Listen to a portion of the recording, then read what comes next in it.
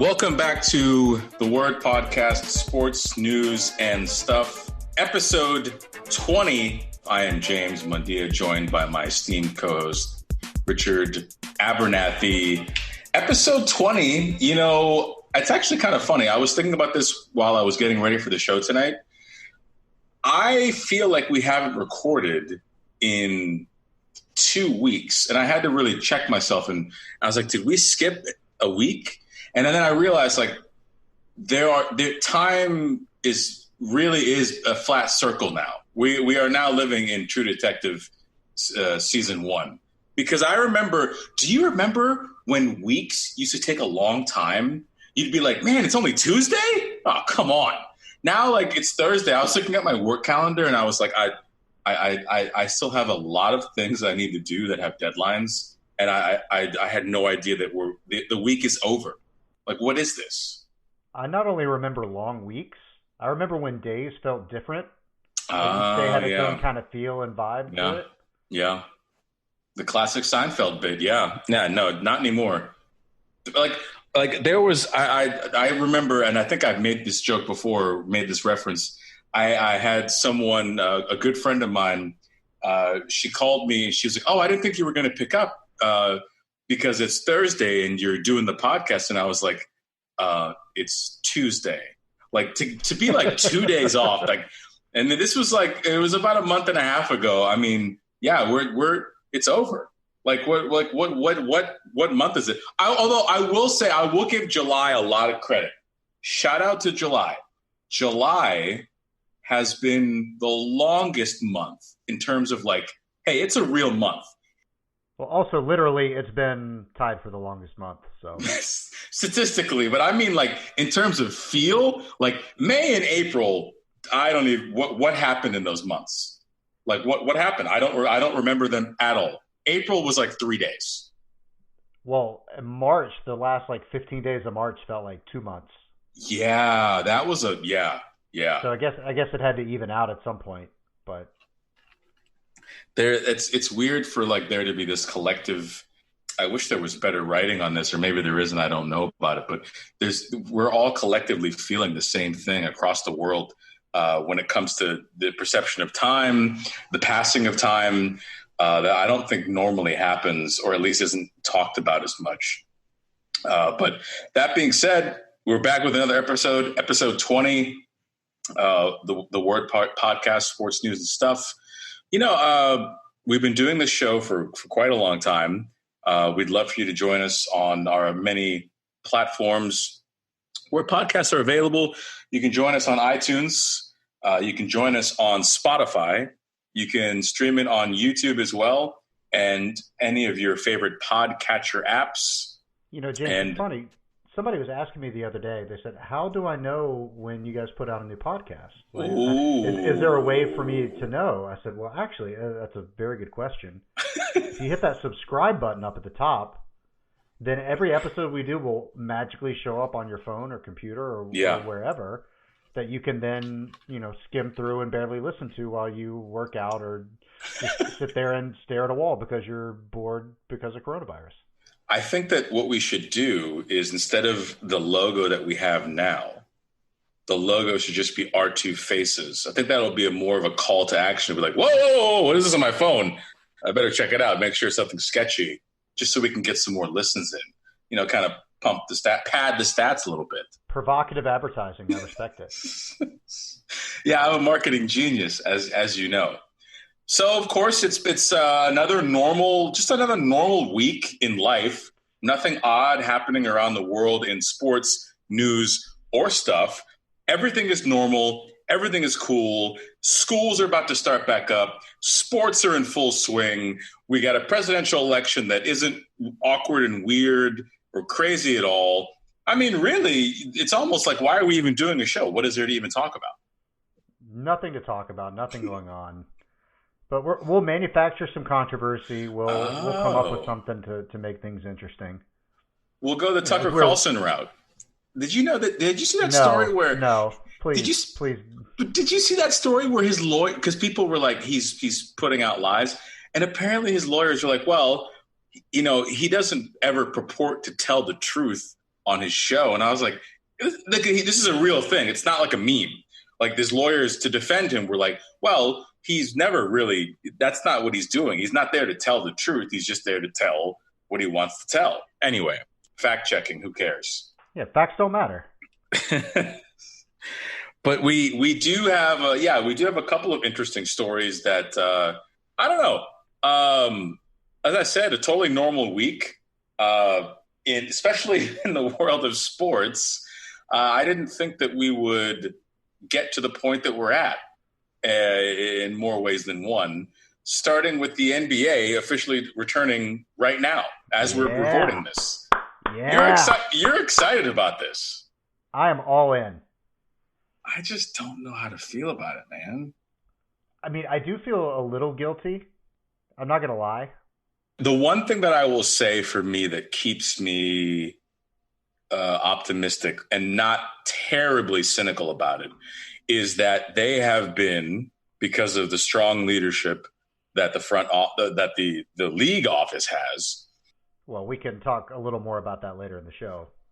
Yeah, because of the strong leadership that they've shown in taking this head on and really being forward thinking, they're taking a lot of precautions, and I think that's one thing that I can certainly respect and root for, and that to me makes me think that it's going to work, and we are going to have to get used to a modified way of viewing our favorite sporting events, whether it's in person or not.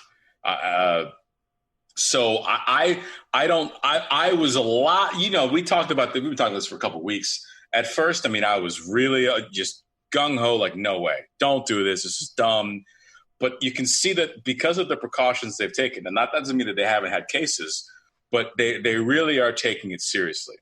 And I think that's something to be admired for, again, an organization that seems to have very good leadership and sort of they understand that they have a responsibility, and they showed that when they canceled games in the middle of games, when things first started getting bad. So I'm a big fan of that. Well, they're in a fairly controlled environment. Now, there's really no way to completely eliminate the risk, but it's been several weeks with no positive tests. They've been very strict with their rules. They've quarantine people if they've left or gone past a certain point that they weren't supposed to go, even if they didn't actually leave the campus. Mm-hmm. And they actually had a plan, and they've stuck to it. And it's worked pretty well so far. Granted, it could change at any point. It's a tenuous thing. Just because it worked yesterday or last week doesn't mean it works tomorrow or next week. But it's been good so far. And I watched the first game finished a little bit before we started recording the show, Pelicans and Jazz. It was a very exciting game. Mm-hmm. It felt pretty close to a normal game watching it on TV. I mean, there were definitely some things that were weird, but it didn't feel like a totally foreign experience. And it was actually kind of cool seeing the way they've spaced players out on the benches, going a couple rows back, and they've got the chair. They almost look like the soccer chairs that they have on the sidelines, but they're kind of spaced out a little bit. It's like stadium seating, yeah. Yeah, which they'll never continue doing in when fans are back in the arena, because those are such prime seats and people pay so much for those. But I've always wondered, you have these 7-foot guys all like crunched together on these tiny little folding chairs. And it's never really made sense to me. I mean, obviously it's to maximize space for paying, customers. Yeah. But it's still weird seeing all these guys just huddled together instead of having space to kind of stretch out and sit comfortably. It's just always struck me as a little odd. But yeah, it does feel a little like an NBA 2K game as you're watching it. It's a little hard to tell. But it was good. I mean, I feel like they've done a pretty good job with the crowd noise, and there were definitely a few times where all of a sudden the volume goes out completely because they picked up something on the mics and had to censor it. So that's I mean, they really could supplement all the income that they've lost from having fans if they had like an after dark feed that had all the cursing on another channel that you had to pay a premium for. Like I don't care what it was, I would pay it. For all sports. Yeah, I remember there was a program. I think it was actually called Fan Zone, and it was on like Fox Sports Net or Fox Sports World. I can't remember, but it was on like at like 2:00 in the morning. I think I saw it when I was in college. And what they would do is they would take two friends that were of opposing Premier League teams, and they would have the friends do the commentary. So the whole time they're just talking. That's why they had to do it at 2:00 in the morning, because it would just be so raunchy. So the whole time they would just be talking crap to each other. And I was like, I want this to be in like prime time. Like this is what I want to see. Like, I mean, the polished version of the broadcast, it's family friendly, sure, but can I have like a separate like ESPN3, like when they do like the national championship game where they have it on 4 channels? I want one of those to be like an Auburn fan and like a Georgia fan, like just like calling the game like together and like talking crap to each other. I mean, I would love that. Let's get it on Showtime or HBO or something. And just yeah, the league would never let that happen. Oh my gosh, oh, never. But it feels good to have the NBA back and to watch some real basketball. And appropriately enough, Patient Zero himself, Rudy Gobert, scored the first basket of the game and hit the winning free throws to win the game for Utah. Wow. I don't even know what the appropriate cliche or to say about that is, but it's like, I guess it came full circle. I don't know. Hey, time is a flat circle after that. Yeah. Oh man, I forgot about that. I remember thinking that it was such a silly thing. That was the first case of somebody making a joke of it, and then they tested positive, and it just kind of continues to happen in and out of sports, and he was like the Louis Gohmert of the NBA. Yeah. Oh gosh. Actually, that's really not fair to Rudy. He wasn't that bad. Yeah, I mean, yeah, he wasn't campaigning against keeping people safe. He was just thinking it wasn't that serious. But a lot of us at the time didn't know. We didn't think that it was even going to come here at that point, or at least spread as much as it was. 5 months of evidence of how bad it was. Yeah. Well, some people still don't believe it's that bad. I'm looking at you, Michael Porter Jr. Yeah, and you know who my boy is the governor of Florida. I think I talked to you about this last night. Oh God! Do you remember when he got off on the tarmac with Trump? He came out there with that fire. What's the big deal? I mean, look, everything's fine right now. And then now they're a hot spot. I'm like, yo, DeSantis, where's that energy right now, dude? Come on, bro, give it to me, dude. I was hype. You got me hyped. Oh yeah, nothing's wrong. Like, I don't even know how to address that. Like, if you're a voter, like, how do you? I don't know. Again, it's not even a left-right thing. I'm like, I would be like, oh, I'm embarrassed. This is my guy, because now you're not only is your state the epicenter in the country, it's the epicenter in the world. Like, what? And you're over here. He looked like a wannabe mafia guy. Like, come on, come at me, man. This is not that bad. Like, what's the big deal right now? Where's that energy, Ron? I know I've made this comparison on the show before about how politics have really become sports. But one of the differences is sports fans are actually really, for the most part, pretty realistic and understand what reality is and isn't, and will turn on their team and complain when they do a bad job and criticize them. Okay. But for whatever reason, with politics, we have the same fanfare and fervor and dyed-in-the-wool, your side based on, your family or where you live or those types of things. But there's not that reality check aspect to it of, okay, well, listen, you're still my guy or that's still my team, but clearly we need to do better. There seems to be very little of that in politics across the board for the most part. Yeah. Oh, yeah, definitely.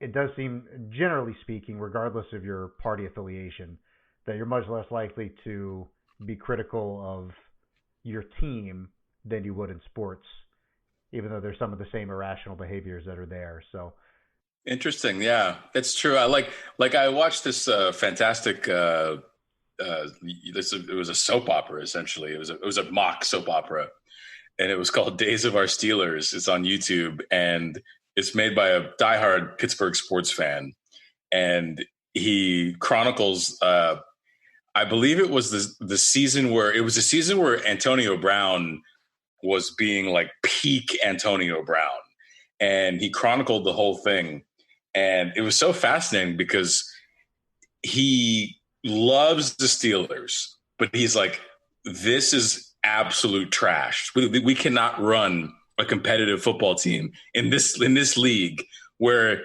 it's like it's a game of inches. Like, and I was like, that's really fascinating. Like to have like that like real diehard, like I want these guys to win, but also like if they not doing it and I can't stand it, it's so yeah, that's a good point. I like that. But anyway, no, I can't wait to get your DeSantis thoughts in the green room. Speaking of Florida, yeah, man, it's almost like we write this show out. I'll tell you what, we got a good crew here. The baseball season started up, and I'll tell you what, it was fun while it lasted. I saw the headline maybe like 30 minutes before you texted me because it was in the morning. So I always check ESPN in the morning, like, okay, what's going on? What's going on today? And it's just a habit. Even before pandemic, I was like, okay, what are the games today? What am I doing? You know, are the Mavericks playing tonight? Am I going to go out somewhere and check it out? And I saw that text or saw the headline. Then you texted me like, yeah, the Marlins have 14 guys that are. I'm like, yo, it was what, 3 days into the season? 4 days technically. It started on Thursday. Yeah. And apparently they knew some of that on Sunday and played the game anyway. See, this is the thing that I did exactly. So for those that are not aware, the Miami Marlins have had 14 players and I think 2 staff members, right? Yeah. And I think there are a couple more players since that geez. broke. 1 or 2 more. So they have had players that have tested positive for coronavirus. And so because of that, they canceled the next series that they had. And then I think that has led to another cancellation because of other games that the Marlins were going to have. This is exactly the thing that I thought was going to happen in the NBA, but obviously they're being very diligent about it with the NBA, which is you're not going to get past us. There's still time. Yeah, it's true. We don't know. But they, like the idea that I was worried about was, you know, okay, we have a team, medical staff, they do the testing. Hey, but we need this guy to pitch tonight, and he tests positive. Oh, wait, let's keep it under wraps. This to me is not a far-fetched scenario in a shortened season where you. So it's like concussion protocol stuff, but worse. Yeah, then put him in the blue tent, give him a coronavirus test. Just pretend he's okay, send him back out. You know, it's fine. Listen, don't breathe on anyone for the rest of the half. See, this is the thing that and we'll get into this later on in the program, but this is why Rich and I talked yesterday to kind of talk about the show and talk through some ideas. And this is the thing that worries me the most is that this behavior is starting to become acceptable. And when it becomes acceptable for people that are in leadership or role model or high profile, not even going to say role model, right? High profile positions, then they're going to start saying, well, why do I have to be responsible? He went out and pitched 7 innings and he had the coronavirus. So why can't I go to work and not wear a mask? Or why can I, throw a party at my apartment with, 40 people or whatever. And, I think now I do have thoughts on how we're going to address this because I have a plan. Well, I don't have a plan, but I have a mindset that we're going to have to approach because otherwise we're going to drive ourselves crazy. But that being said, so the Florida Marlins have their shortened Miami season. Marlins. I'm sorry. Still called the Florida Marlins. So they're technically the Miami Marlins now? Yes. It's one of those weird names because you've got the Florida Marlins becoming the Miami Marlins. Yeah. you had the California Angels become the Anaheim Angels, become the Los Angeles Angels of Of Anaheim. Anaheim. And in the NFL, I still call the Los Angeles Chargers the San Diego Chargers 90% of the time. Oh yeah, that's a tough one to remember. That was pretty recent. And then now they're soon gonna be the London Chargers, if rumor has it correct. I mean, that's very unlikely, but Listen, you might have NFL teams racing to be the team in London so that they can actually have home games with fans in the stands. oh wow, Think about that. wow. Yeah, this the coronavirus. So great job on coronavirus, everybody. Could you imagine? Actually, and then you just have teams in really hard hit areas. You're like, all right, well, we're playing all our games in Mexico City this year, so see ya. Yeah. We're gonna have the Sussex Packers by the time this is all said and done with. Yeah, we got a Packers game tonight, isn't it? Well, you got cheese on your head there. Oh, because they're having live sports there now. Like, dude, oh my gosh. So, well, the thing with the Marlins that kind of got me was that it came out that they kind of talked about it, and I guess they knew some guys had tested positive or something like that, and the team they had a meeting yeah, we still want to play. That's not your decision. So yeah, I'm done. This is why I was so angry a few weeks ago. I knew this was going to happen. I called this. I knew why. Athlete. I used to coach. I used to have to rip kids off the field that were injured. When I coached high school and college, nobody wants to get subbed out. Nobody wants to sit in the bench. Nobody wants to be wearing dress clothes while everybody else is having fun playing. That's like asking an 8-year-old what they want to eat for dinner. Candy. Yeah, ice cream, pizza. We had that last night. I'll have it again. I knew this was going to happen. It's so, and I can't even be upset because the competitive nature of these guys is what got them to where they are. You have to have that almost pathological, and to use a cliche term. However, we're living in a really different era, but and again, I'm going to get to this later. It's not being handled like that. That's the problem. It's on team management and the league to not even put them in that position where, things should be set up so that the league knows who tests positive before anybody else does. Yeah, and that's a great... You think it would be that way, and I assume that it would be, but apparently... No. Either it's not, or Major League Baseball is doing even worse with this than I thought. Here, I'll give you another analogy, because we were talking about schools earlier. So testing is so bad in the States.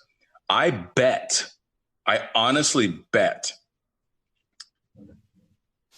that parents are going to start having to, when they open schools back up, parents are going to have to start bearing some sort of responsibility for ensuring that their kid does not have COVID before they come into school. They're going to be signing waivers. They're going to be giving, did you take your kid's temperature today? What was the temperature? This is because the schools aren't going to do it. You think schools have time for that? Can't. Exactly. They don't have the time or the resources. Exactly. And so, but that's the thing. And my friend made a great point on Twitter. I didn't ask her permission to do this, so I'll have to apologize to her over text. I'm not going to use her name, obviously. But she made a tweet about the Marlins situation. And she basically said, a multi-billion-dollar professional sports organization could not keep this at bay for a week. And then we're talking about their best laid plans. They shorten the season, no fans, masks, etc. But they really didn't do anything else, though. What about the testing? Yeah, the testing, but they haven't. These guys are still living at home and they're flying to different cities, and I guess they're supposed to stay in the hotel, but just like kids, they're living at home. This is what I mean. Then, so her final point was, and then we're going to start sending kids back to school. How do we not see that this is not going to end well? And this is the thing, and like I say, I will talk about it later. We are not addressing this as if it's actually happening. We're addressing it as if it's just a thing that is it's sort of just out there. It's like, you ever like, when I lived in DC a lot, I took public transportation all the time. I didn't have a car until the last like 6 to 8 months that I lived there. And, so I walk to the bus stop. There's a lot of bus stops. It's very convenient. Like there's great public transit in DC, in the DC area. And, sometimes you kind of like, you're like, oh, it looks like it might rain. But like, it's like a 10-minute walk to the bus. And I'll just go. I don't want to miss the bus. And I'm just going to go where rain. I don't have to carry the umbrella around all day or a raincoat. There you go. That's how we're addressing minor inconvenience. Exactly. Is really going to disrupt my day. That's how we're doing with coronavirus. Like, yeah, I might get it, but I mean, come on, a mask. Come on. I got to stay at home. That's how we're dealing. And then one of the friends is like, well, the weatherman says it's going to rain. Yeah, well, they're just making that up. They're just paid to say that. They're sensationalizing the weather. They're just using that for population control. That's all it is. But that, and I mean, we all do it. It's a natural human trait. But what I find fascinating is, like, if I get rained on the way to work, okay, at the worst, it's like, all right, I'm wet when I get to the office, but no one's they're gonna be, oh yeah, you got caught in it too. Everyone takes public transit in DC to get to work for the most part. Or a lot of people do. But, and at the best, it's like, oh, it's okay. It's a funny story. Like, yeah, I got completely drenched and I'm wearing a shirt and tie, but I now have to strip down to like my t-shirt and slacks for like, and take my shoes off because my socks are so wet. And like the first half of the day, I'm like walking around the office like, oh, hey, Jim. Yeah, I got caught in the rain this morning. Hey, we got to get you an umbrella, Mr. Mundia. Like, it's like, all right, yeah, okay. So do you have umbrella deniers that then get on Twitter and tell people that it's really serious and they should listen to the weather forecast? Do you know what? That's actually a really good bit. We should start having rain deniers. I mean, part of me doesn't want to because we're making light of an incredibly serious global pandemic. What? But it's the same thought process that leads people to do benign, stupid things that were funny and maybe still are, like, a little bit. But now it's just like, oh, well, this is why we're doomed. Yes, because that mentality could be accepted. Well, there are also people who actually, I mean, not with rain, but with snow. Snow is a very controversial thing with flat earthers. Snow is like it doesn't exist. Yeah. Oh yeah. It's a wormhole. This is what I do on Saturday nights late at night on YouTube is I go down these rabbit holes. And it's like intense. Kyrie wanted to leave Boston. He didn't believe any of the snow there was real. I mean, between Cleveland and Boston, you think that he would have come around by now, but it's all this fake snow in both these teams I played for. So anyway, that's I knew that this would happen. That we'd have people that would start being like, "Oh yeah, well, no, we're still good." And why as a competitive, again, it's a shortened season, right? So every game is huge now. You can't make it up. So of course management is going to just claim ignorance or not be involved, right? Like what did Reagan say? Like, I do not recall, or I have no recollection, right? With the Iran-Contra. I have no recollection of that meeting taking place. Yeah, exactly. Of course they would do that. Look what the Houston Astros just went through. Look what we just found out about them last season. I mean, an organized effort from over multiple years with coaches over multiple teams. Yeah, it was not just that. I mean, there was some Red Sox aspect to it. Yes. There was some buzz about the Yankees maybe. A little bit, yeah. Yeah, it's not. This is not going to be confined to just them, and we've now had 2 Phillies test positive who played the Marlins. Oh wow! So their game tonight got canceled. But just looking at it logistically, I mean, it's already a short season. It's already a sprint. It's already 60 games that they're cramming into like 66 days. Yep. How are they going to make these games up? Oh, they'll make them up. Extend the season? Are they going to play a bunch of double headers? You saw the. Are they going to just abandon it and get as close as they can and just go off winning percentage? I mean, it's one thing that if it's the Marlins, who were not expected to be good and probably won't be a factor regardless in the playoffs, so it may not matter. But the teams that they're supposed to play, it could impact. Or what if this had happened? And I'm curious what the reaction would be, not from a COVID standpoint, because obviously the immediate reaction was, what are they doing? This is going poorly. They don't have their shit together. That was all very predictable. But from a competitive standpoint, a competitive balance standpoint, what it means for the season standpoint, the fact that it was the Marlins, who were kind of an afterthought, made it easier than if this was the Dodgers or the Yankees or the Cubs or the Astros even. I mean, a team that was expected to be in the mix and a part of it, and if all of a sudden they're canceling games for a week, then I wonder how that would have changed the conversation from an on-field standpoint. Yeah.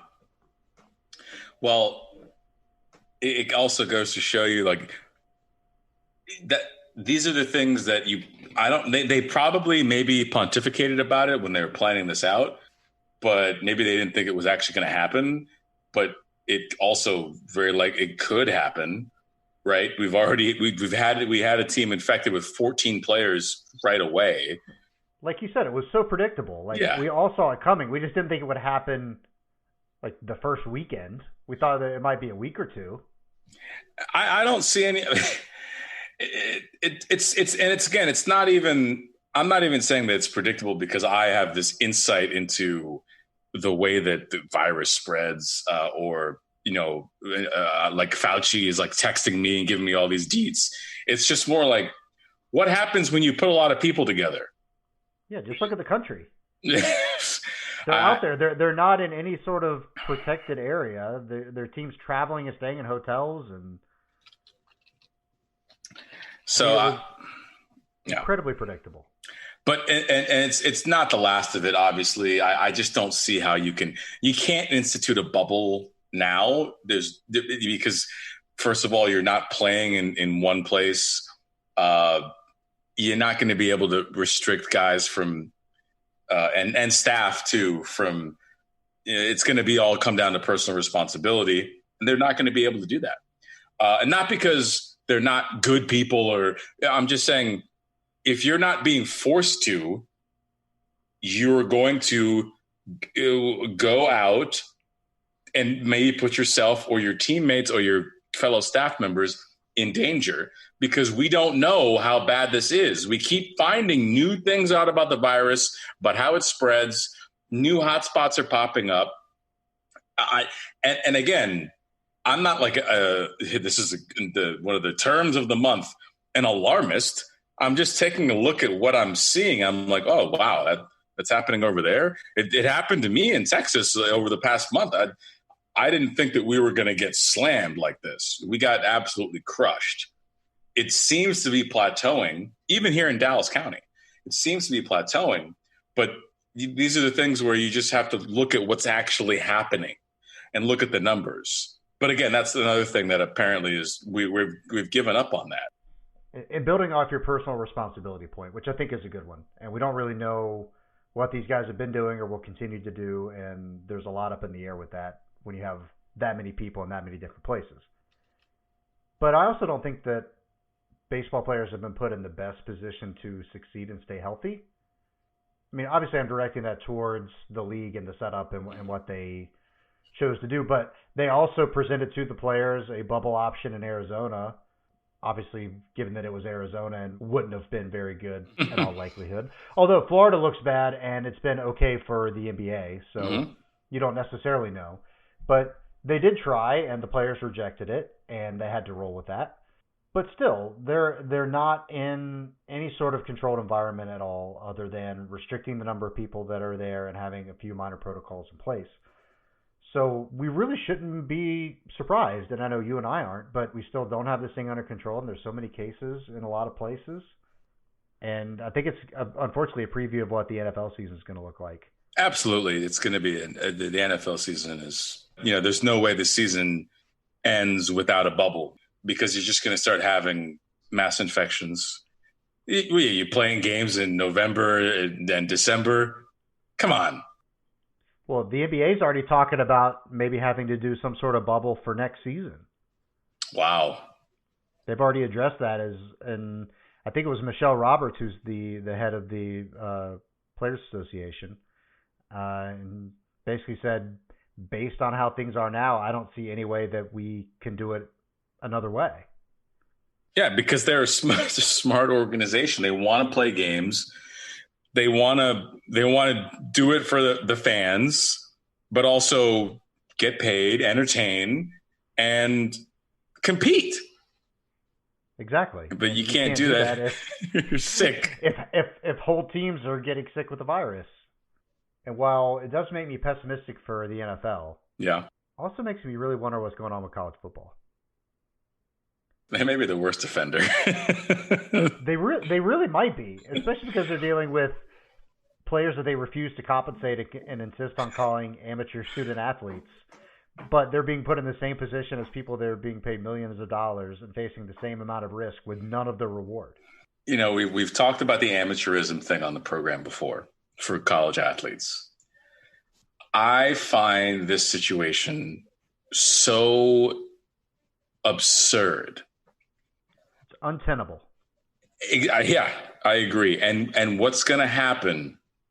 You're going to see some pretty big time class action lawsuits from college athletes that get sick. Well, maybe, as we also talked about on the show, some of the pledges they were making these guys sign, some people were interpreting that as a legal waiver that basically abdicated the schools of any responsibility for players getting sick. And as things currently stand now in terms of, medical insurance, if a player gets sick or has an injury, they're responsible for their medical costs. The schools don't cover that. The players have to, assuming they even have insurance in the first place, anything that's left to them, they have to take care of. So if you're a 19-year-old kid in college and you go do your team workouts or the season starts and you get coronavirus and you have to go into the hospital to get treated, that's on you. Meanwhile, the schools and conferences are making millions of dollars off of the TV contracts for the games that you're playing in and people are watching. Those and the ratings are going to be high. The fact that we saw announcements from the ACC and the SEC about playing conference only schedules with maybe one or two out of conference games.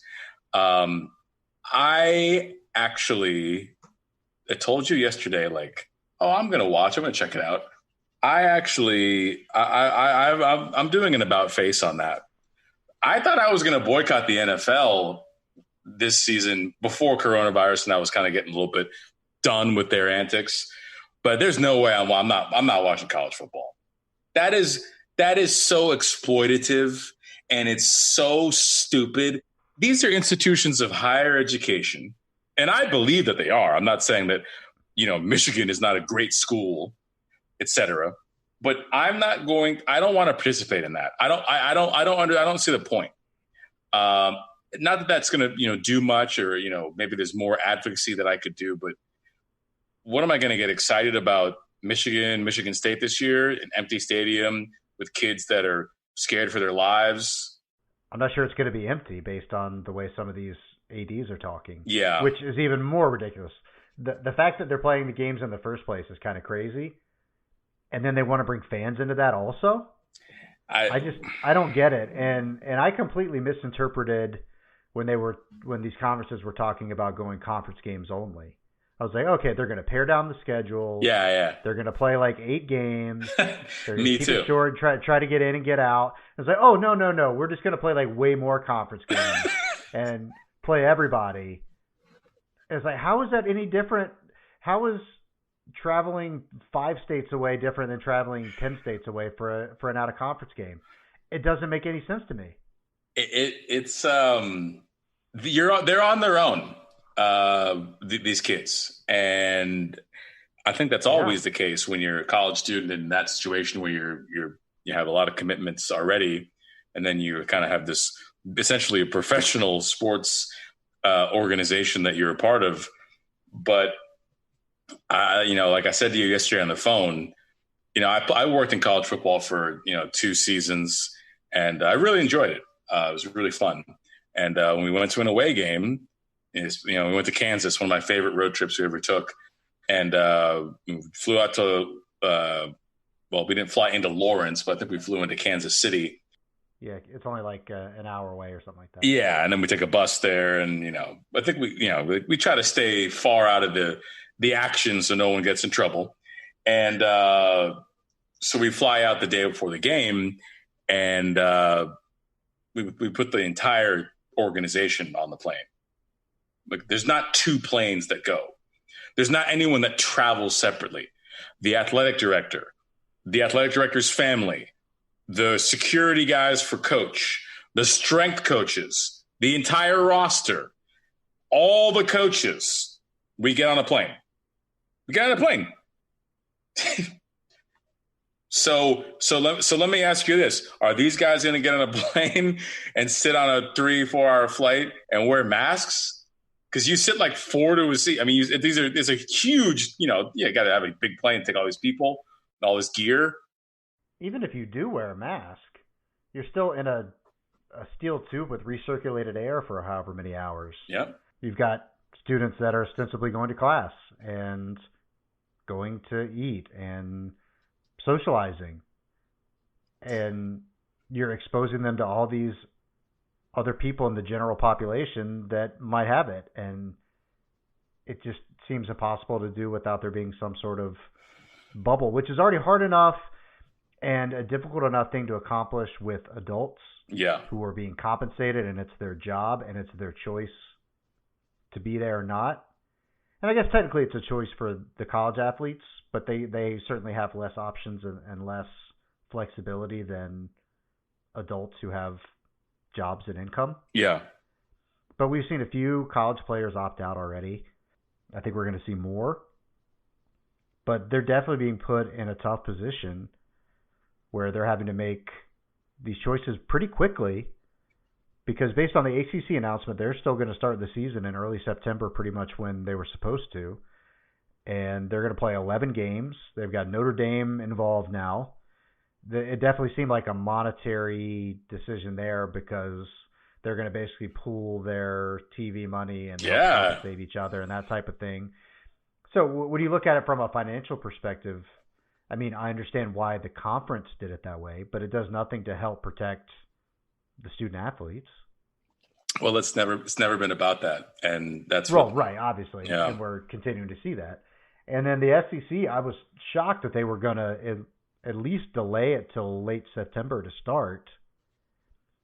I mean, I don't think that does a whole lot, but at least it's something. At least it's an effort. At least there's a cognitive thought of, okay, we need to at least push this back a little bit and make sure that things are okay, because we know a month from now it's not going to be cool. I think the season starts, but I don't know how it's going to finish. Badly. Again, you're playing games in the cold, and you're on campus in the cold. And everybody said that there could be a second wave. But by the way, we're not through the first wave, in case anybody was wondering about that. I saw someone's call that, they were in the second wave. I was like, what? How is the second wave? How would we're just finding out? Our testing isn't even up to the point where we can tell how many people actually have it. The whole thing, and look, I feel still some slight reservation with how happy I am about the NBA being back or being able to watch baseball over the weekend. Even that makes me feel just like, A, should maybe be focused and concerned about some more important things. B, I do wonder about utilizing that amount of testing capacity for sports rather than people who need to be tested. Yeah. But to then do that with kids, essentially, I mean, I know they're adults, but to see them put in a position to be exploited for the conferences to get money, and I know some of them in theory can benefit from it because they can go to the NFL. But if Trevor Lawrence or Justin Fields or some of those guys said, you know what, we're not playing, we'll see you guys when I shake Goodell's hand in a couple of months. Y'all have fun. They would be okay, but they're not being compensated for any of this, and they're really being put in a tough position. And I don't feel good about Yeah. wanting this to happen or watching these games or being a part of it. It doesn't seem like a good thing to do, and we're just barreling full steam ahead, and everybody's kind of off doing their own thing. And it really reminds me of the overall response that we've had in this country of just like, all right, you guys figure out what y'all want to do, and y'all figure out what y'all want to Yep. do, and we're not going to really do anything to make sure that everybody's at least adhering to the same bar, doing similar things. Y'all figure it out. And that worked out really well. Yeah. Yeah. So I think it's going to be more of the same for college football. It's really tragic, and it hasn't even happened yet, and I'm already preparing for that. You could see the car crash coming. Yeah. You see the light turn yellow, and the one car is speeding up, and you just know what's going to happen. There's a subreddit that I like. Sometimes it's a little bit of a guilty pleasure. It's called Idiots in Cars, and it's just a lot of like dash cam videos of like, some accidents are really bad, and some of them are just funny. But yeah, you can just tell. Sometimes you can just. My favorite thing to do is to watch it and be like, you can just tell, like, oh no, that Subaru's not gonna make it, not gonna make it, and like, then sometimes there's like a shock ending, but no, it's in this case it's too bad. And I agree with what you're saying. The overall, it is comparable to the overall response that we've had, maybe from the top down. And again, that's where, again, I am rooting for the NBA, because they basically said, hey, this is how we're going to do it. If you're going to mess around, you're not going to play, and you're going to quarantine. We're going to be in one location. You're going to be monitored, or not monitored, but you're not going to be allowed to go out and, party, and, you can't have your family here, bring in the side pieces. And imagine, now here's the crazy thing. Now imagine if the NBA, I'm sure they'll get cases, because it's hard to avoid this thing. It's everywhere. Imagine if it does kind of go off, not without a hitch, because you can't have that. But if they sort of set an example, like you said a couple of weeks ago, maybe that will be a catalyst. People like, oh, isolation and masks and distancing, quarantines. Maybe we still need them, but that's maybe, I'm not a Pollyanna, but that would be great. So I'm rooting for the NBA. I don't know, how long that optimism will last, though. Yeah, it would be nice to see, especially considering how effective they've been. It would be good to see other leagues emulating that and following it, rather than just sort of thumbing their nose at it and just, it's going to be fine. We'll be good.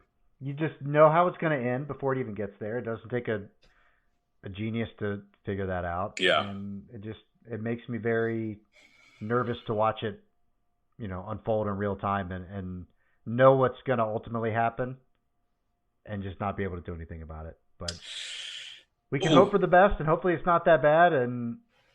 But I just don't have a lot of optimism for that. Yep.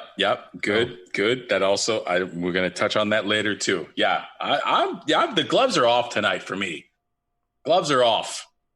Well, while the gloves are off, that's a perfect segue into our final segment of the evening. Okay. We're bringing it back. It's a relatively new segment. Yeah. It's cathartic. Yes.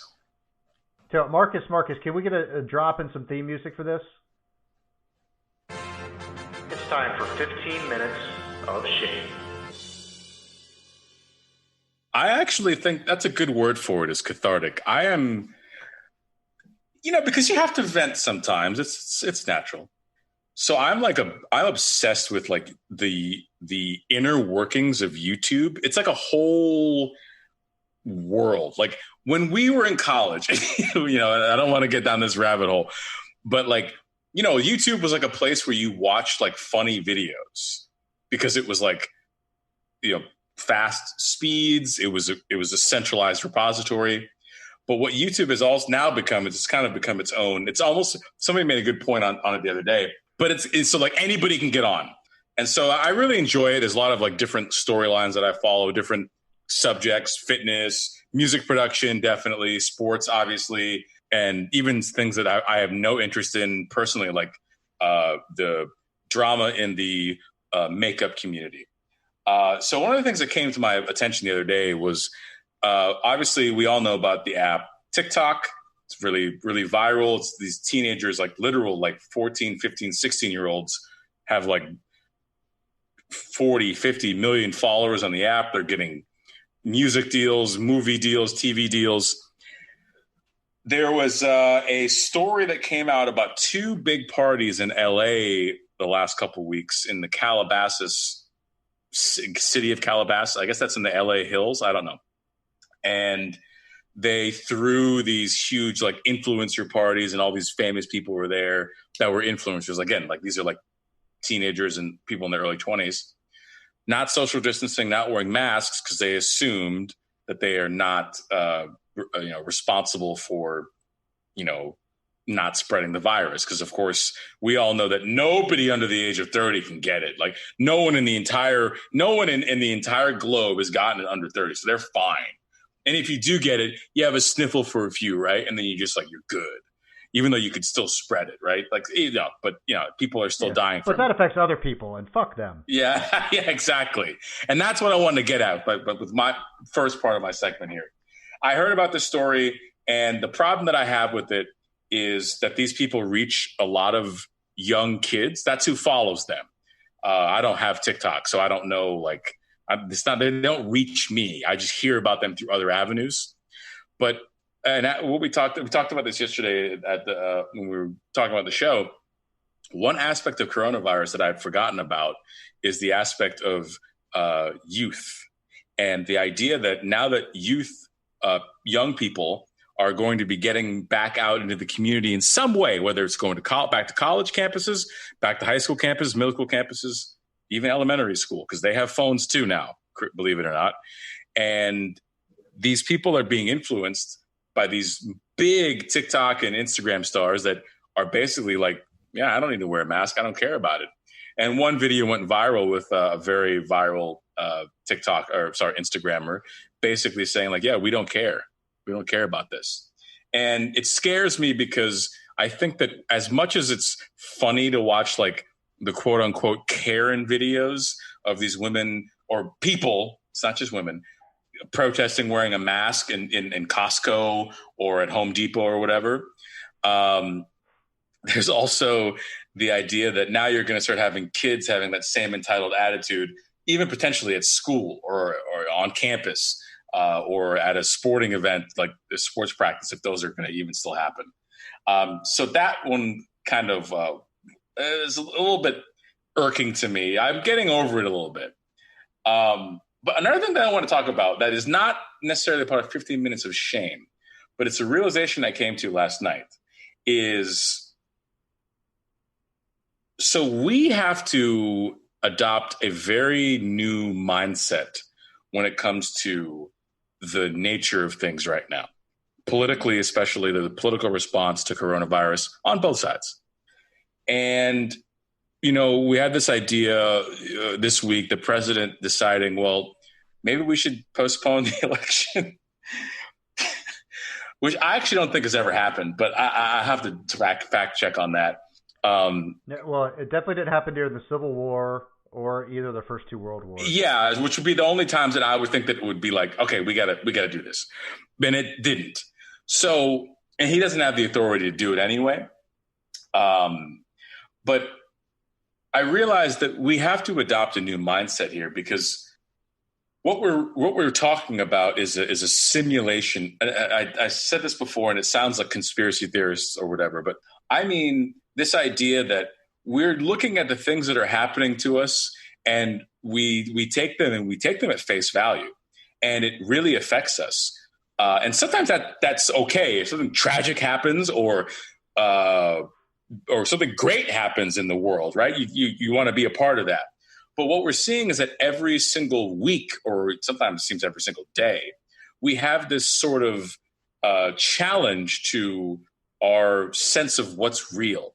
And it was something that I was struggling with even just, the past couple of weeks, but certainly this week, where I was like, yo, what is going on here? So here's the thing we're going to have to do. We're going to have to look at this from this is a strategy. Okay. We're in the film room. First thing we have to do, we have to accept what's happening, because what's happening is happening, whether or not we believe it or believe in it or think it's okay. It's being said. It's not happening. Right. But these are real comments and these are real yes. opinions and views being espoused by a powerful person. Mm-hmm. Yes. And even though they're completely unrealistic and can't happen, they are in fact out there and being used to achieve some sort of agenda in some other way, even if the literal thing that he's saying that should happen isn't going to happen. See, but that's the key, is we're looking at the game around the game, that's what I think we have to start doing to maintain sanity.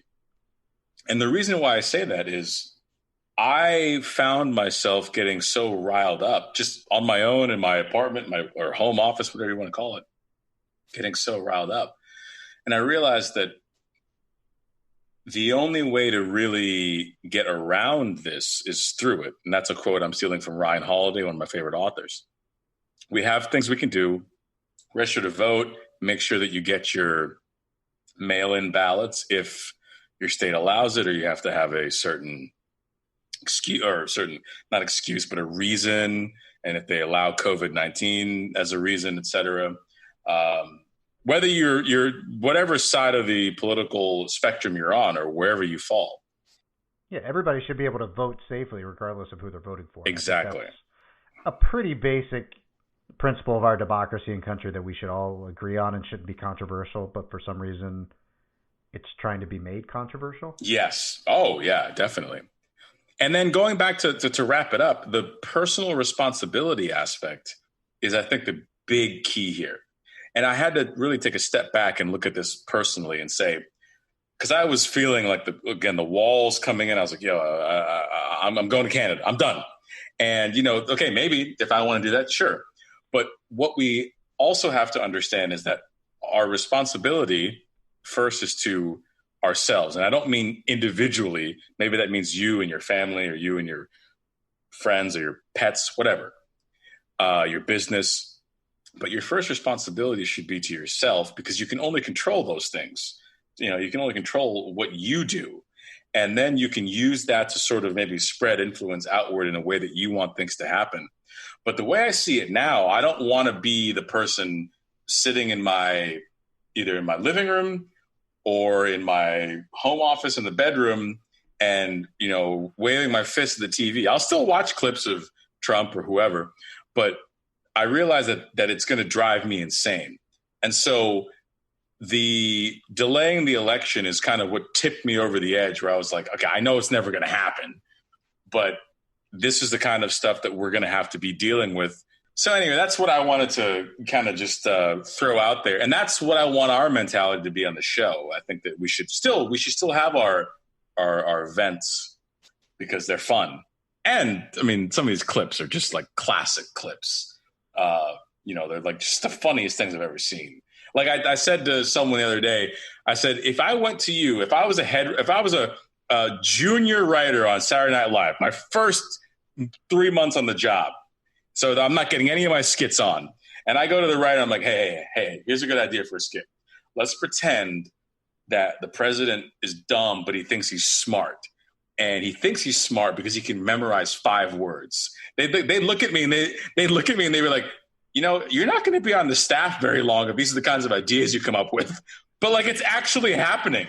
That's the thing to me, where I'm like it's so strange. And they say, what did they say? Truth is stranger than fiction. But I like talking about that kind of stuff. But it does sort of drive you a little bit mad. And then it was weird. Another thing I was thinking about with that, I was like, how would Fox News cover this? And then I forgot it was on their network. I forgot that it was a Fox News interview where he said that twice. Yeah. So I was like, oh, so like, imagine like they cut back to you and you're like hosting the late night show on Fox News, like the 10 o'clock news. And you have to like be like, yeah, the president once again proving his cognitive abilities beyond a doubt. We'll be back after this. Like, that must be so embarrassing. Well, strangely, I thought in that interview where he did that, Chris Wallace actually kind of pressed him more. Oh, yeah. And did a better job of calling him on his bullshit than a lot of people on other networks do. Yeah, Chris Wallace. They did Colbert interviewed him recently, and I really liked it. I didn't realize that Chris Wallace was that up front with Trump. And so I don't think that Trump's going to be sitting down with Chris Wallace again for a while. Well, I would like to, on behalf of the show, extend our sympathies to Chris Wallace for being fired from Fox News here in the next couple of weeks. Yeah. Yeah, I mean, I never thought I would find myself that sympathetic to a Fox News correspondent after what I've seen for the last couple of decades. But, yeah. I mean, he was at least being fairly legitimate and straightforward, and that is like a newsworthy thing. As for my nominations for the 15 Minutes of Shame this week, okay, there's a very interesting ESPN investigative report that came out about the NBA academies in China. And one in particular where there have been a lot of reports of physical abuse of players by the staff, the local staff there running it, especially as it relates to the Uyghur population in a certain area of China, which are predominantly Muslim and are being there's actually a really good feature on that on John Oliver's show Last Week Tonight, where they really dove into the human rights abuses that are going on there, and the people are basically being rounded up into what amounts to concentration camps and are being surveilled constantly and are being, arrested out of nowhere, which is all very scary. But it's a really concerning issue, and the NBA in China has been an ongoing storyline since last summer. And all that was going on with Hong Kong and them trying to tiptoe around their business relationship and the advantage that they get from all the money coming from China versus some of the things that are happening over there, and what do we say or not say, or where do we draw the line. And anytime you see something like this, it's so well researched and investigated and sourced, and certainly seems, every indication at this point is that these reports are true. And it makes you wonder who knew what when and what the response was. And I want to reserve full judgment on the NBA, as much credit as we give them for how they've handled, the restart and creating the bubble in Orlando. That to me is, small compared to if they were turning a blind eye to, human rights abuses or, literal, physical assaults in some cases based on what's been reported of players, of kids. That's a really, really concerning thing. And that would actually really alter how I looked at the NBA and the leadership if that was something that people were aware of and just kind of let go. And I don't know that that's the case, but it's certainly a concerning and damning report at this point. And I'm curious to see what the response is and what the follow-up is here in the coming days and weeks. So we've been a little sports centric here the last couple of weeks. And I know we talked about getting back to school on the show a little tonight. Yeah. I do want to delve into that a little more fully as you look into the real world applications of this. And for all the time and energy that we spend worrying about sports coming back, it feels only right that we should, expend a similar amount of energy worrying about kids going back to school at various levels and they're going back, how that's going to work. And much like saying, hey, maybe this isn't a great idea, doesn't mean you're rooting against the NFL season. Saying, hey, maybe putting kids back in school doesn't mean you don't want kids to learn. I think it's okay to express some reservation about how things are being handled. But yeah, well, especially if you're a parent. I can't imagine being a parent of a kid who's in school right now. I would be losing my shit. Because there's no good solution for you. It's either they go back and you're incredibly worried that they're going to get sick or you're going to get sick or someone else is going to get sick, or you're stuck at home with your kids for another 6 months, which I hear is not that much fun. Yeah, I've heard some stories, yeah. I mean, I'm sure my parents would have loved to have been stuck at home with me because I was an absolute delight and a gem, as my sister likes to say.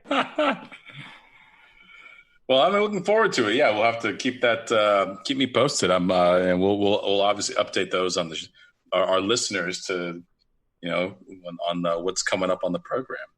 I would like to thank all of you for joining us on episode 20 of The Word, Sports News and Stuff. We can't stress enough, there are a million ways to find us. Your favorite podcatcher app has us on Spotify, on Apple Podcasts, on Spreaker, on YouTube. And of course, if you'd like to keep up with show updates, then you can follow us at The Word Podcast on Twitter. And we have not yet been censored for putting erroneous videos of coronavirus cures on our timeline yet. So I think that's a good sign. I think we have a future going for us here. So we're on a path to being verified. We're not there yet. Only need like a couple 100,000 more subscribers, and we'll be good. That's fine. A couple weeks. Yeah, exactly. I was going to say it's going to be easy. It's going to be easy. Anyway, thanks for joining us. We'll be back next week with another episode of The Word Podcast. For my esteemed co-host, Richard Bruce Mahomes Abernathy. He is James Israel Gobert Mundia. Thanks for listening to The Word Podcast. We appreciate it. We'll catch you guys next time. Oh, my God. Got him. I was not ready for that.